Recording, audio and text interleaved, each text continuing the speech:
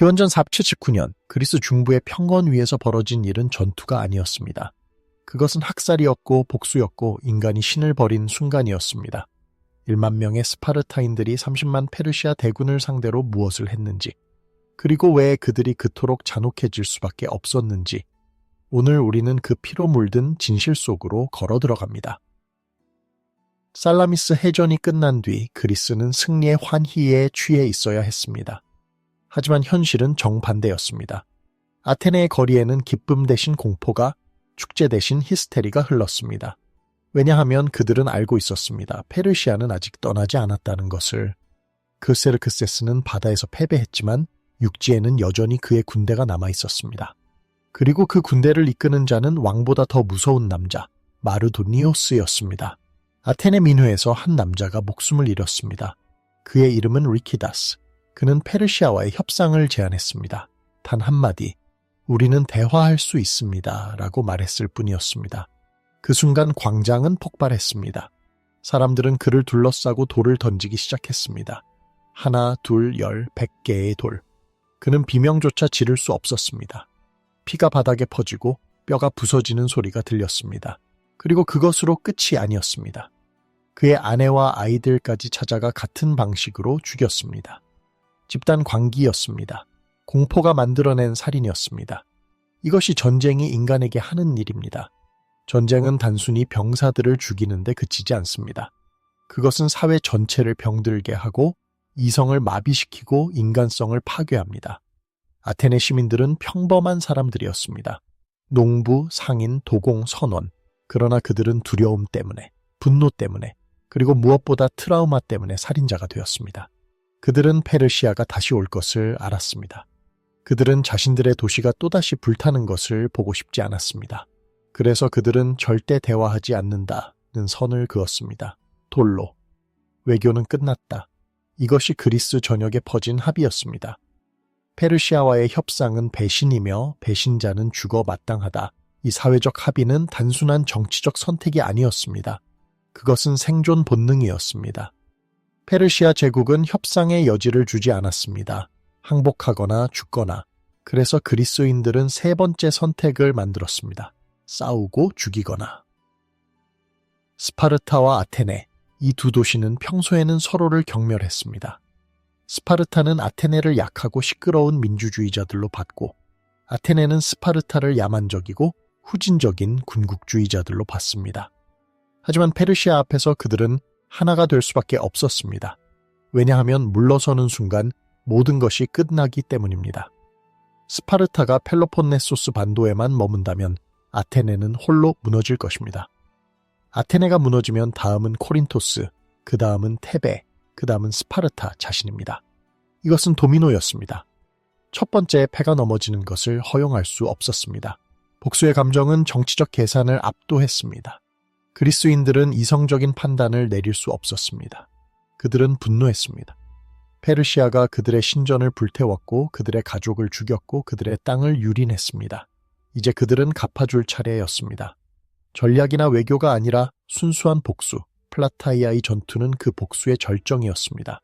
이것은 단순히 페르시아를 물리치기 위한 전투가 아니었습니다. 이것은 심리적 결산이었습니다. 테르모필레에서 죽은 300인, 불탄 아테네, 유린된 신전들, 모든 것에 대한 대가를 치르게 만드는 순간, 크세르크세스는 살라미스 이후 철수했습니다. 그는 함대를 잃었고 보급선이 끊겼고 무엇보다 두려웠습니다. 그리스의 바다는 그에게 악몽이었습니다. 그래서 그는 도망쳤습니다. 하지만 그는 마르도니오스를 남겨두었습니다. 그리고 30만 대군을. 크세르크세스는 왕이었지만 군인은 아니었습니다. 마르도니오스는 군인이었습니다. 진짜 군인. 그는 페르시아 제국 최고의 장군이었고 전쟁의 예술을 완벽히 이해하는 남자였습니다. 그리고 그는 한 가지 목표만 갖고 있었습니다. 그리스를 무릎 꿇리는 것. 마르도니오스는 아테네를 다시 점령했습니다. 두 번째로, 그리고 다시 불을 질렀습니다. 두 번째로, 첫 번째 불은 크세르크세스의 명령이었습니다. 분노의 표현이었습니다. 하지만 두 번째 불은 달랐습니다. 그것은 계산된 행동이었습니다. 메시지였습니다. 너희는 아무것도 아니다. 너희의 도시는 언제든 잿더미가 될 수 있다. 항복하지 않으시면 이것이 너희의 미래다. 아테네 시민들은 다시 한번 난민이 되었습니다. 그들은 배에 올랐고 섬으로 도망쳤고 천막 아래에서 잠을 잤습니다. 그들에게는 더 이상 집이 없었습니다. 신전도 광장도 거리도 없었습니다. 그들은 이제 정말로 아무것도 없는 사람들이었습니다. 우리는 더 이상 도시가 없다. 아테네 사절단이 스파르타에 도착했을 때 그들이 한 말입니다. 그리고 그들은 덧붙였습니다. 만약 당신들이 움직이지 않는다면 우리는 페르시아와 협상할 것이다. 이것은 협상이 아니었습니다. 협박이었습니다. 아테네는 스파르타에게 선택권을 주지 않았습니다. 싸우거나 우리를 잃거나. 스파르타는 아테네 없이는 살아남을 수 없다는 것을 알았습니다. 아테네 함대가 페르시아 편으로 돌아서는 순간 그리스는 끝입니다. 그래서 스파르타는 움직일 수밖에 없었습니다. 하지만 스파르타의 움직임은 느렸습니다. 그들은 항상 느렸습니다. 펠로폰네소스 방어선을 버리는 것은 스파르타의 전통적 전략에 어긋났습니다. 그들은 코린토스 지역에 장벽을 쌓고 그 뒤에서 적을 기다리는 방식을 선호했습니다. 안전하고 예측 가능하고 그들에게 유리한 방식. 하지만 아테네는 그들에게 북쪽으로 나가라고 요구했습니다. 열린 평원으로 페르시아의 기병이 지배하는 땅으로. 스파르타 에포로스 회의는 밤새 논쟁했습니다. 일부는 거부하자고 했습니다. 우리는 우리 땅을 지킨다. 아테네가 항복하면 그건 그들 문제다. 하지만 다른 이들은 반박했습니다. 아테네가 무너지면 우리도 무너진다. 페르시아는 멈추지 않는다. 결국 그들은 결정을 내렸습니다. 전례 없는 결정을. 총동원령이 내려졌습니다. 한밤중에. 스파르타의 모든 전투 가능한 남자들이 소집되었습니다. 5,000명의 스파르티아테스, 완전 시민권을 가진 전사들, 그리고 305,000명의 헬롯, 노예 계급. 이것은 스파르타 역사상 최대 규모의 동원이었습니다. 스파르타는 절대로 모든 병력을 한 곳에 집중하지 않았습니다. 왜냐하면 헬롯들이 반란을 일으킬 수 있기 때문입니다. 하지만 이번에는 달랐습니다. 그들은 모든 것을 걸었습니다. 헬롯 동원은 단순한 군사적 결정이 아니었습니다. 그것은 사회적 폭탄이었습니다. 헬롯들은 노예였습니다. 법적으로, 사회적으로, 경제적으로. 그들은 농사를 짓고 집을 청소하고 스파르티아테스를 섬겼습니다. 그들은 무기를 들 수 없었습니다. 법으로 금지되어 있었습니다. 하지만 이제 스파르타는 그들에게 창과 방패를 주었습니다. 그리고 전장으로 보냈습니다. 왜 숫자가 필요했기 때문입니다. 페르시아 30만을 상대하려면 그리스는 모든 가용 병력이 필요했습니다. 헬롯들은 병력이었습니다. 그래서 그들은 동원되었습니다. 스파르타 군사 시스템은 냉혹했습니다. 효율적이었습니다. 감정이 없었습니다. 스파르티아테스는 7살부터 훈련받았습니다.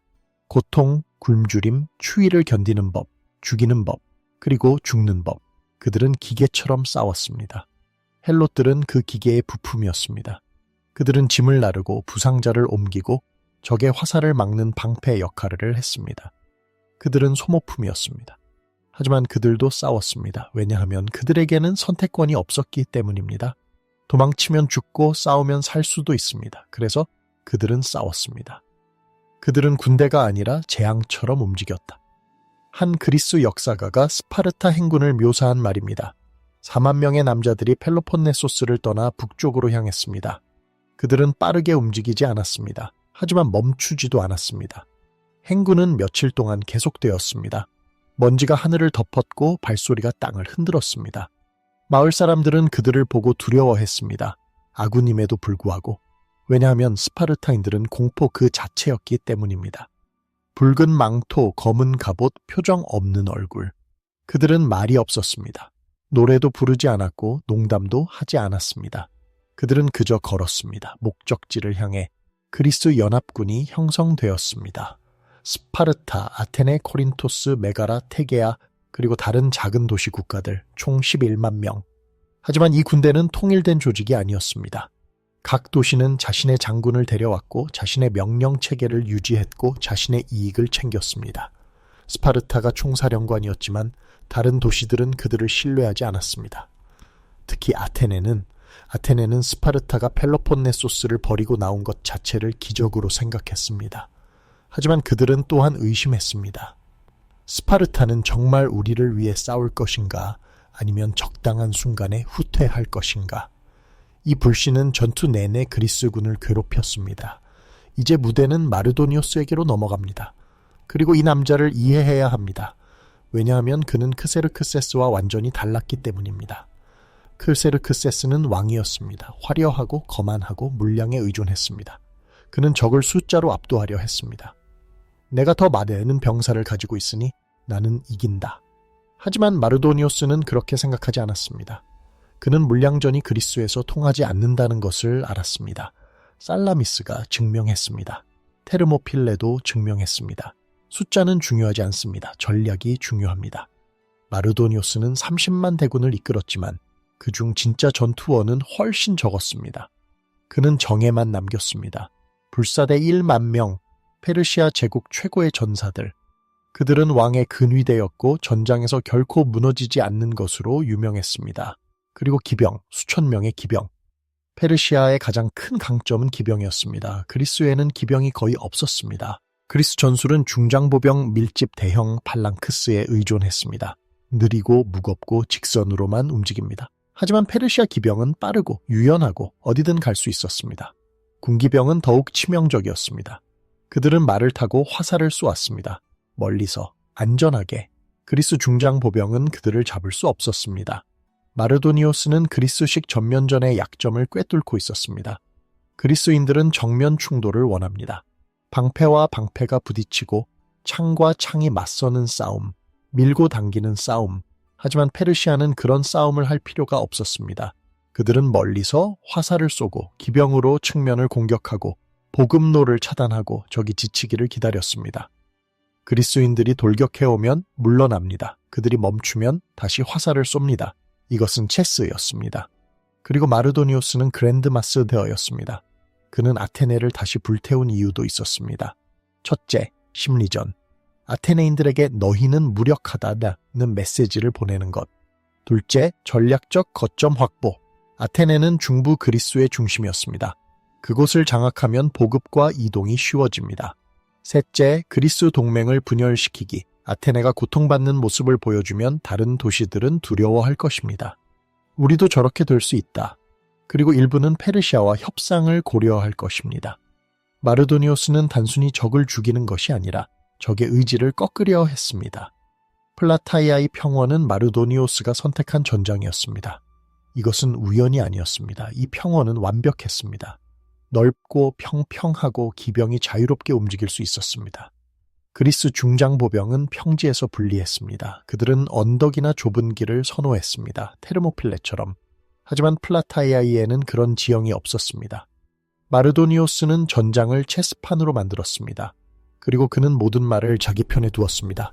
그리스군이 도착했을 때 그들은 산악 지형에 진을 쳤습니다. 키타이론 산맥 기슭 높은 곳, 그들은 평원으로 내려가지 않았습니다. 내려가는 순간 페르시아 기병에게 학살당할 것을 알았기 때문입니다. 그래서 그들은 산에 숨었습니다. 방어적 위치, 안전하지만 공격적이지 않습니다. 마르도니오스는 웃었을 것입니다. 좋아, 그럼 거기 있어라. 나는 기다릴 수 있다. 근데 평원에는 페르시아의 함정이 깔려 있었습니다. 기병이 순찰했고 궁수들이 대기했고 보급품이 쌓여 있었습니다. 마르도니오스는 그리스군이 내려올 때까지 기다릴 준비가 되어 있었습니다. 그리고 그들이 내려오지 않으면 그도 괜찮았습니다. 왜냐하면 시간은 그의 편이었기 때문입니다. 그리스군은 산 위에서 보급받기 어려웠습니다.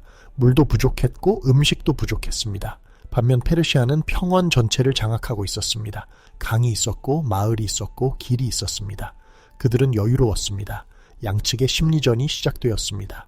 페르시아 기병이 상이슬게 접근해서 도발했습니다. 겁쟁이들! 내려와서 싸워라! 그리스군은 대응하지 않았습니다. 화살이 날아왔습니다. 몇몇 병사들이 맞았습니다. 비명, 하지만 그리스군은 움직이지 않았습니다. 스파르타 장군들은 명령했습니다. 아무도 움직이지 마라. 그들이 원하는 것은 우리가 내려가는 것이다. 그러면 우리는 끝이다. 소모전이 시작되었습니다. 며칠 동안, 일주일 동안 아무도 크게 움직이지 않았습니다. 하지만 긴장은 높아졌습니다. 그러다 한 남자가 나타났습니다. 마시스티오스, 페르시아 기병의 지휘관. 그는 전설이었습니다. 황금 갑옷을 입고 화려한 투구를 쓰고 거대한 말을 탔습니다. 그는 그리스 진영 앞까지 다가와서 조롱했습니다. 스파르타의 용감한 전사들 왜 숨어 있는가? 나와 싸워라. 그는 혼자였습니다. 하지만 두려워하지 않았습니다. 그는 자신의 기술을 믿었습니다. 그리고 그는 옳았습니다. 그는 놀라운 기수였고 놀라운 전사였습니다.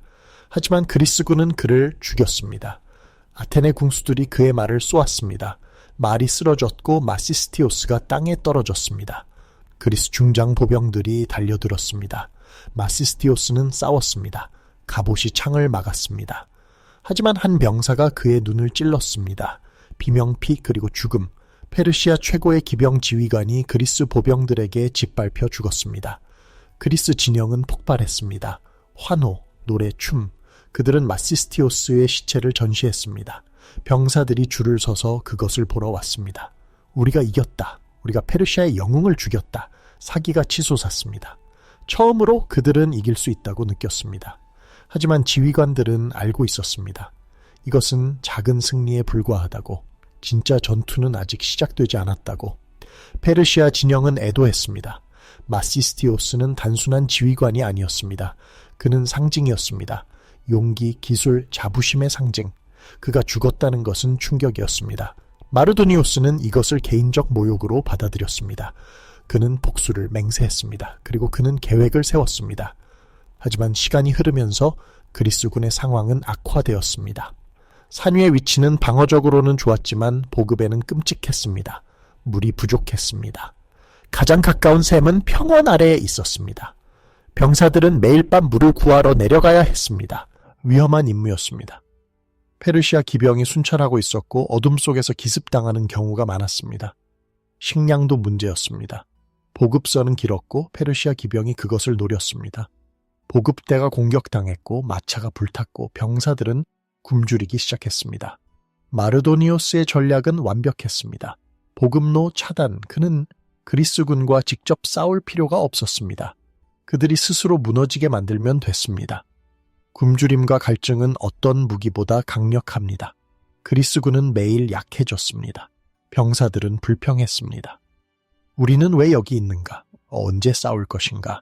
아니면 여기서 굶어 죽을 것인가? 물을 잃은 군대의 공포는 상상을 초월합니다. 인간은 음식 없이 몇 주를 버틸 수 있습니다. 하지만 물 없이는 며칠을 버티지 못합니다. 그리스군은 이것을 느끼기 시작했습니다. 입술이 갈라졌습니다. 혀가 부었습니다. 땀이 나지 않았습니다. 현기증, 두통, 환각. 병사들은 멀리서 오아시스를 봤습니다. 하지만 그것은 신기루였습니다. 어떤 병사들은 미쳐버렸습니다. 그들은 평원으로 뛰어내려갔습니다. 물을 찾아. 그리고 페르시아 기병에게 죽었습니다. 그리스 진영 내부의 분열이 시작되었습니다. 아테네 장군들은 스파르타를 비난했습니다. 당신들은 왜 움직이지 않는가? 우리는 여기서 죽고 있다. 스파르타는 차갑게 대답했습니다. 우리는 움직일 것이다. 하지만 우리의 방식으로. 다른 도시 국가들도 불만을 표했습니다. 이것은 계획이 없다. 우리는 지도력 없이 죽고 있다. 파우사니아스, 스파르타 총사령관은 압박을 느꼈습니다. 그는 결정을 내려야 했습니다. 후퇴냐 전멸이냐. 밤에 회의가 열렸습니다. 장군들이 모였습니다. 초불 아래에서 지도를 펼쳤습니다. 논쟁 고함 파우사니아스가 말했습니다. 우리는 후퇴한다. 새로운 위치로, 물이 있는 곳으로. 일부는 동의했습니다. 그것이 유일한 방법이다. 일부는 반대했습니다. 후퇴는 패배다. 페르시아는 우리를 추격할 것이다. 파우사니아스는 단호했습니다. 우리는 후퇴한다. 하지만 조직적으로 야간에 페르시아가 모르게 야간 철수 작전이 결정되었습니다. 계획은 완벽했습니다. 이론상으로는 밤의 어둠을 이용해서 조용히 이동합니다. 세 집단으로 나눕니다. 중앙군은 먼저 출발해서 새로운 위치로 이동합니다. 좌익과 우익은 나중에 따라갑니다. 서로 엄폐하면서 페르시아가 눈치채기 전에 모두 새로운 진지에 도착합니다. 완벽한 계획. 하지만 전쟁에서 계획은 적과의 첫 접촉에서 무너집니다. 그리고 이 계획은 첫 시간에 무너졌습니다. 어둠 속에서 명령 체계가 무너졌습니다. 밤은 칠흑 같았습니다. 달도 없었습니다. 병사들은 앞사람을 볼 수 없었습니다. 명령은 혼란스러웠습니다. 좌측으로, 아니 우측으로 멈춰, 계속, 병사들은 길을 잃었습니다. 부대가 뒤섞였습니다. 아테네군과 코린토스군이 충돌했습니다. 비켜라, 너희가 비켜라. 공황이 시작되었습니다. 중앙군은 도망쳤습니다. 그들은 명령을 오해했습니다. 아니면 일부러 오해했을 수도 있습니다. 그들은 후퇴를 도망으로 이해했습니다. 그래서 그들은 달렸습니다. 무기를 버리고 방패를 던지고 그냥 달렸습니다. 70km 이상 플라타이아이시 성벽까지. 그리고 거기서 멈췄습니다. 겁에 질려서, 수치스러워서. 하지만 살아남았습니다. 한편 스파르타는 고립되었습니다. 중앙군이 사라졌습니다. 좌익 아테네군은 아직 제자리에 있었지만 멀리 떨어져 있었습니다. 스파르타는 혼자였습니다. 그리고 스파르타 진영 내부에서도 문제가 발생했습니다. 아모파레토스, 스파르타 지휘관 중 한 명, 그는 후퇴 명령을 거부했습니다. 스파르타인은 물러서지 않는다. 그는 부하들과 함께 제자리에 남았습니다. 파우사니아스가 설득했습니다. 이것은 후퇴가 아니라 재배치다. 우리는 더 나은 위치로 가는 것이다. 아모파레토스는 들으려 하지 않았습니다. 나는 움직이지 않는다. 스파르타의 명예가 걸린 문제다. 이것은 광기였습니다. 명예 강박. 스파르타 문화의 가장 어두운 면. 그들은 죽음보다 수치를 두려워했습니다. 그래서 아모파레토스는 죽음을 선택했습니다. 새벽이 왔습니다. 그리고 혼란이 명백해졌습니다. 그리스군은 완전히 분열되어 있었습니다. 중앙군은 사라졌습니다. 아테네군은 멀리 있었습니다. 스파르타는 평원에 홀로 서 있었습니다. 약 1만 명. 주변에는 적이 없었습니다. 아직은. 하지만 페르시아 정찰병들이 이것을 봤습니다. 그들은 말을 달려 마르도니오스에게 보고했습니다. 그리스군이 도망치고 있습니다. 그들은 분열되어 있습니다. 스파르타는 고립되어 있습니다. 마르도니오스는 기회를 봤습니다. 그가 기다려온 순간. 그리스군이 방어 위치를 버렸습니다. 그들은 이제 평원에 있습니다. 그의 영역에. 그리고 그들은 흩어져 있습니다. 하나씩 파괴할 수 있습니다. 그는 명령을 내렸습니다. 전군 전진, 스파르타를 먼저 섬멸하라. 30만 대군이 움직이기 시작했습니다. 아니 30만은 아니었습니다. 진짜 전투 병력은 약 10만이었습니다. 하지만 그것으로도 충분했습니다. 스파르타 1만, 베루스, 페르시아 10만. 그리고 페르시아는 기병과 궁수를 가지고 있었습니다. 그들은 도망치고 있다. 페르시아 병사들이 외쳤습니다. 쫓아라, 죽여라. 하지만 그들은 틀렸습니다. 스파르타는 도망치고 있지 않았습니다.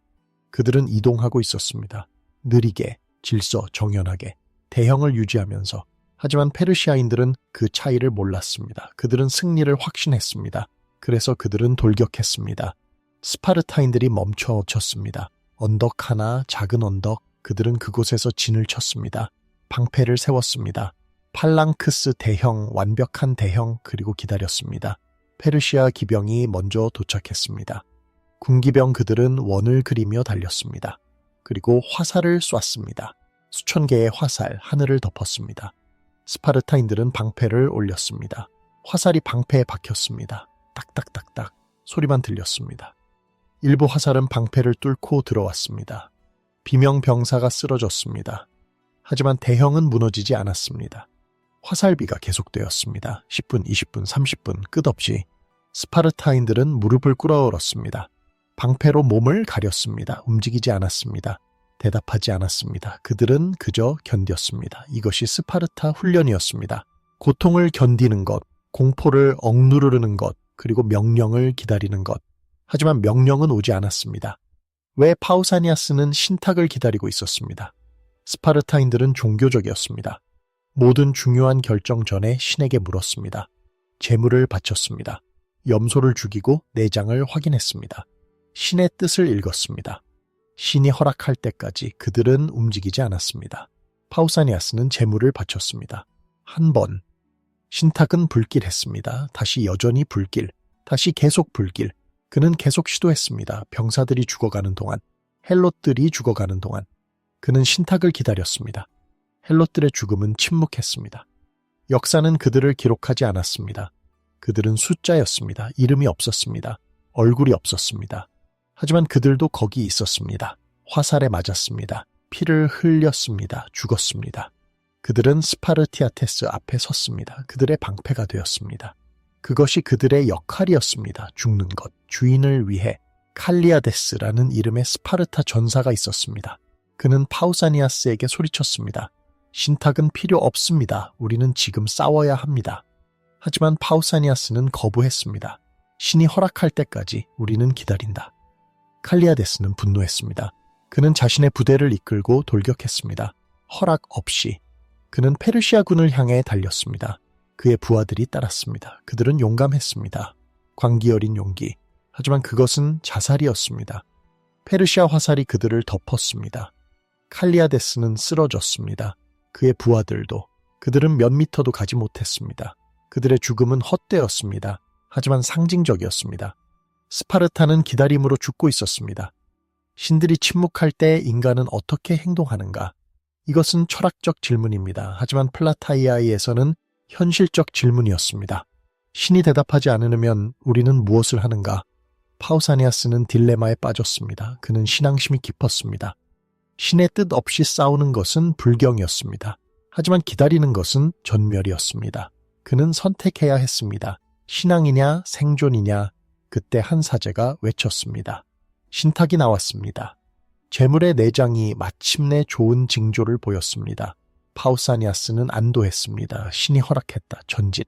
명령이 내려졌습니다. 스파르타인들이 일어섰습니다. 그들은 화살을 무시했습니다. 방패를 내렸습니다. 창을 들었습니다. 그리고 걷기 시작했습니다. 천천히 질서정연하게 페르시아를 향해 인간이 무기가 되는 순간이 있습니다. 스파르타 팔랑크스가 바로 그것이었습니다. 이것은 단순한 전술이 아니었습니다. 이것은 철학이었습니다. 개인은 중요하지 않습니다. 집단이 중요합니다. 당신의 생명은 중요하지 않습니다. 대형이 중요합니다. 당신은 방패 하나, 창 하나입니다. 옆 사람을 지키고 앞 사람을 따르고 뒷 사람을 믿습니다. 그것이 전부입니다. 감정이 없습니다. 두려움이 없습니다. 오직 기계적 완벽함만. 스파르타인들이 전진했습니다. 페르시아 군기병은 계속 화살을 쏘았습니다. 하지만 스파르타는 멈추지 않았습니다. 병사들이 쓰러졌습니다. 빈자리가 생겼습니다. 뒷줄의 병사가 앞으로 나왔습니다. 빈자리를 채웠습니다. 대형은 유지되었습니다. 그들은 기계처럼 움직였습니다. 피와 고통 속에서도 충돌의 순간이 왔습니다. 스파르타 팔랑크스가 페르시아 방진과 맞닥뜨렸습니다. 방패가 벽이 되었습니다. 청동과 청동이 부딪혔습니다. 충격당이 흔들렸습니다. 소리는 천둥 같았습니다. 창이 방패를 찔렀습니다. 방패가 창을 막았습니다. 밀고 당기기 시작했습니다. 이것은 오틀리스모스 밀어내기라고 불렸습니다. 순수한 힘의 싸움, 더 강한 쪽이 이깁니다. 페르시아 방진은 달랐습니다. 그들은 등나무 방패를 사용했습니다.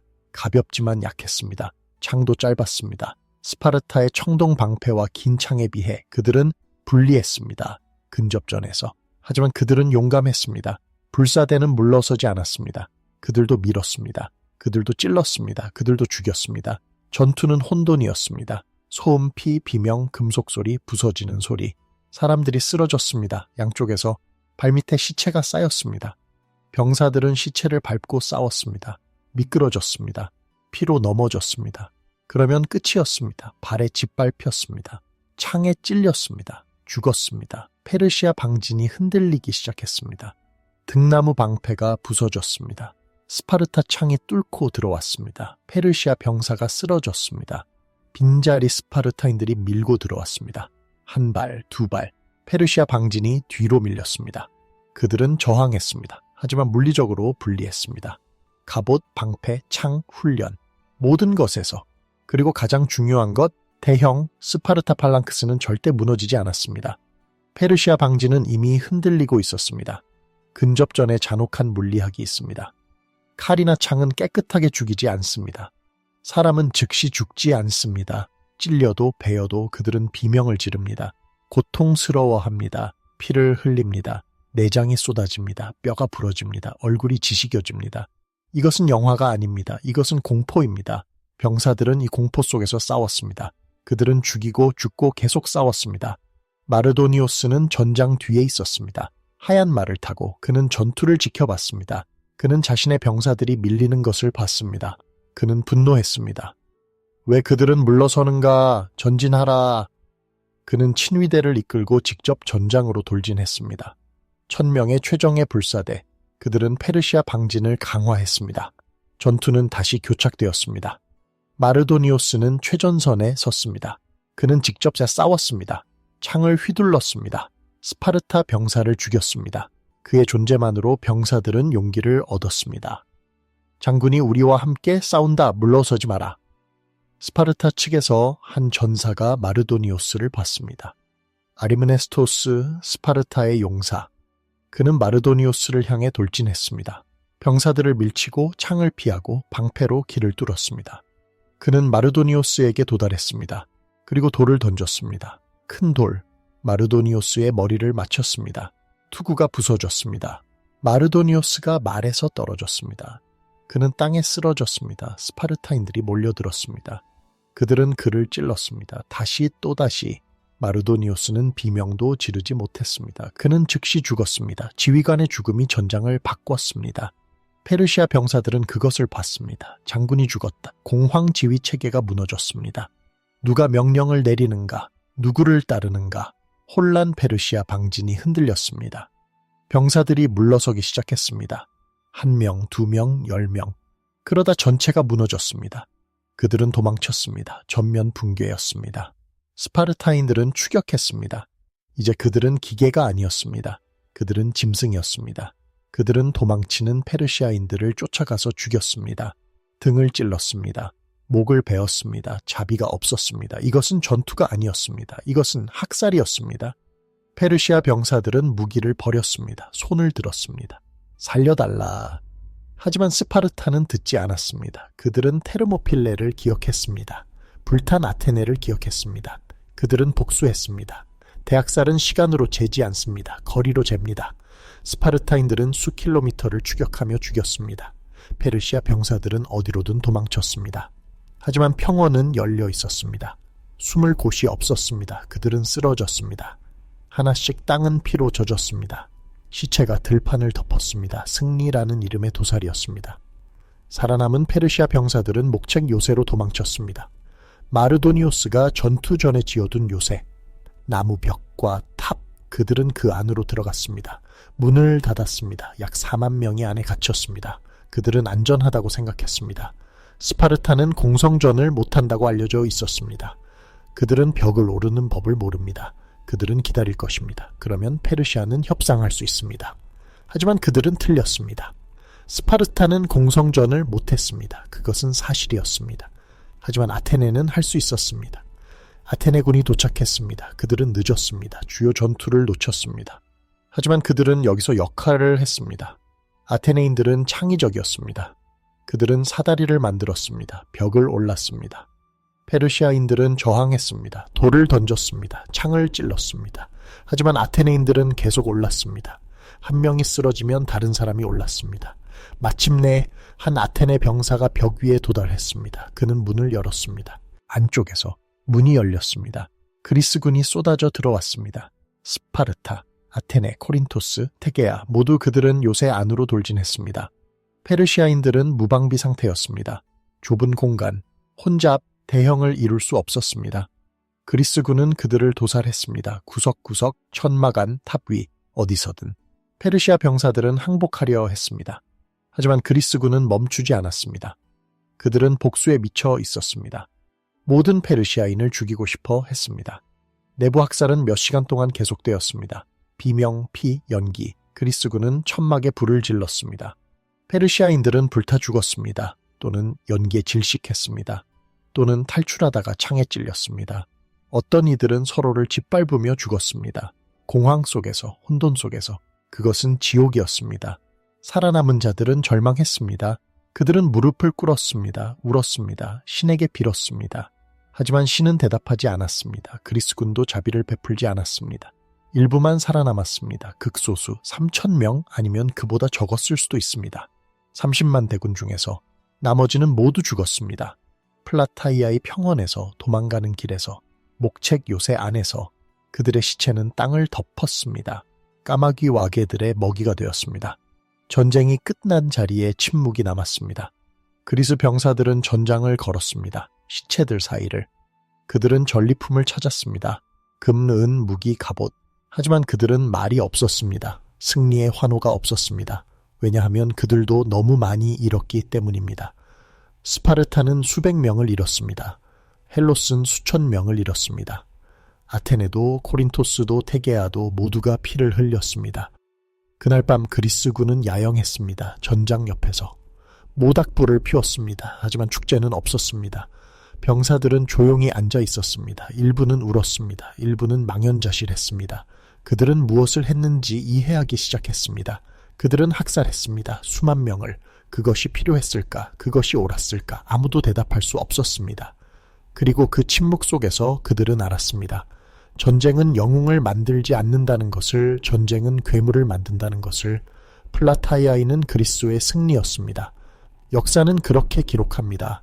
페르시아의 침공이 끝났습니다. 그리스는 자유를 지켰습니다. 서양 문명의 요람이 보존되었습니다. 민주주의, 철학, 예술이 살아남았습니다. 이 모든 것이 사실입니다. 하지만 그것은 이야기의 절반입니다. 다른 절반은 피로 쓰여졌습니다. 플라타이아인은 복수극이었습니다. 테르모필레의 300인을 위한 복수, 불탄 아테네를 위한 복수, 유린된 신전을 위한 복수. 그리스인들은 그 복수를 완수했습니다. 하지만 그 대가는 무엇이었을까? 그들은 자신들의 인간성 일부를 잃었습니다. 그들은 학살자가 되었습니다. 그들은 자비를 버렸습니다. 그들은 적을 악마로 만들었고 그 과정에서 자신도 악마가 되었습니다. 이것이 전쟁의 진실입니다. 승자도 패자도 상처를 입습니다. 영광은 피로 얼룩져 있습니다. 명예는 시체 위에 세워집니다. 우리는 영웅을 칭송합니다. 하지만 그 영웅들도 밤에는 악몽을 꿉니다. 그들이 죽인 얼굴들을 봅니다. 그들이 들은 비명을 듣습니다. 그리고 그들은 스스로에게 묻습니다. 그만한 가치가 있었나? 플라타이아이 이후 그리스는 변했습니다. 페르시아의 위협은 사라졌습니다. 하지만 새로운 위협이 나타났습니다. 그리스인들 자신. 스파르타와 아테네는 동맹에서 적이 되었습니다. 펠로폰네소스 전쟁이 시작되었습니다. 그리스는 서로를 죽이기 시작했습니다. 왜 플라타이아이에서 그들은 무엇을 배웠을까? 그들은 전쟁이 효과적이라는 것을 배웠습니다. 폭력이 문제를 해결한다는 것을, 적을 완전히 파괴하면 평화가 온다는 것을. 하지만 그것은 거짓이었습니다. 플라타이아이는 평화를 가져오지 않았습니다. 그것은 더 많은 전쟁의 씨앗을 뿌렸습니다. 역사는 플라타이아이를 위대한 승리로 기억합니다. 그리고 그것은 맞습니다. 군사적으로, 전략적으로, 역사적으로. 하지만 인간적으로 플라타이아이는 비극이었습니다. 수만 명이 죽었습니다. 그들 중 대부분은 자신이 왜 싸우는지도 몰랐습니다. 페르시아 병사들은 제국의 명령을 따랐을 뿐입니다.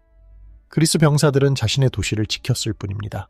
하지만 그들은 모두 인간이었습니다. 가족이 있었고 꿈이 있었고 두려움이 있었습니다. 그리고 그들은 모두 플라타이아이의 피로 물든 땅에 묻혔습니다. 1만 명의 스파르타인들이 300인의 복수를 완수했습니다. 그들은 성공했습니다. 하지만 그 성공은 공허했습니다. 왜냐하면 복수는 결코 충분하지 않기 때문입니다. 당신이 적을 죽여도 당신의 친구는 돌아오지 않습니다. 당신이 도시를 파괴해도 당신의 도시는 재건되지 않습니다. 복수는 상처를 치유하지 못합니다. 그것은 단지 새로운 상처를 만들 뿐입니다. 플라타이아이의 교훈은 무엇일까? 전쟁은 피할 수 없을 때도 있습니다. 때로는 싸워야 합니다. 자유를 위해, 생존을 위해, 당신이 사랑하는 것을 위해. 하지만 전쟁을 시작할 때 우리는 알아야 합니다. 우리가 무엇을 잃게 될지를. 전쟁은 단지 적을 죽이는 것이 아닙니다. 그것은 우리 자신의 일부를 죽이는 것입니다. 우리의 인간성, 우리의 자비, 우리의 희망. 플라타이아이에서 그리스는 승리했습니다. 하지만 그들은 또한 무언가를 잃었습니다. 그들은 순수함을 잃었습니다. 오늘 우리는 플라타이아이를 돌아봤습니다. 2500년 전의 전투. 하지만 그 전투의 메아리는 여전히 울립니다. 왜냐하면 인간은 변하지 않았기 때문입니다. 우리는 여전히 싸웁니다. 여전히 복수합니다. 여전히 우리 자신을 정당화합니다. 그들이 먼저 시작했다. 우리는 방어하고 있을 뿐이다. 이것은 정의다. 하지만 플라타이아이는 우리에게 말합니다. 정의와 복수 사이의 경계는 매우 얇다고. 그리고 그 경계를 넘는 것은 너무 쉽다고. 만약 이 이야기가 당신을 불편하게 만들었다면 그것은 의도된 것입니다. 역사는 편안해서는 안 됩니다. 역사는 우리에게 도전해야 합니다. 우리가 누구인지, 우리가 무엇을 할 수 있는지, 그리고 우리가 무엇이 되어서는 안 되는지를 생각하게 만들어야 합니다. 플라타이아이는 영광스러운 승리였습니다. 하지만 그것은 또한 끔찍한 학살이었습니다. 두 가지 모두 진실입니다. 그리고 우리는 두 가지 모두를 기억해야 합니다. 이 영상이 마음에 드셨다면 좋아요 버튼을 눌러주세요. 그것은 제가 더 많은 이런 콘텐츠를 만드는 데 큰 도움이 됩니다. 그리고 구독 버튼을 눌러주세요. 알림도 켜주시면 새로운 영상이 나올 때마다 바로 알림을 받으실 수 있습니다. 만약 이 채널을 더 적극적으로 후원하고 싶으시다면 멤버십에 가입해주세요. 멤버십 회원분들은 새로운 영상을 일반 공개보다 먼저 보실 수 있고 비하인드 스토리와 추가 콘텐츠도 받아보실 수 있습니다. 그리고 무엇보다 여러분의 후원은 제가 이런 깊이 있는 역사 콘텐츠를 계속 만들 수 있게 해줍니다. 댓글로 여러분의 생각을 들려주세요. 플라타이아의 전투에 대해 어떻게 생각하시나요? 그리스의 복수는 정당했을까요? 아니면 그들은 너무 멀리 갔을까요? 전쟁과 복수에 대한 여러분의 의견은 무엇인가요? 댓글에서 토론해봅시다. 저는 여러분의 모든 의견을 읽고 있습니다. 다음 영상에서 뵙겠습니다. 더 깊은 역사, 더 어두운 진실, 더 강렬한 이야기로 돌아오겠습니다. 시청해주셔서 감사합니다.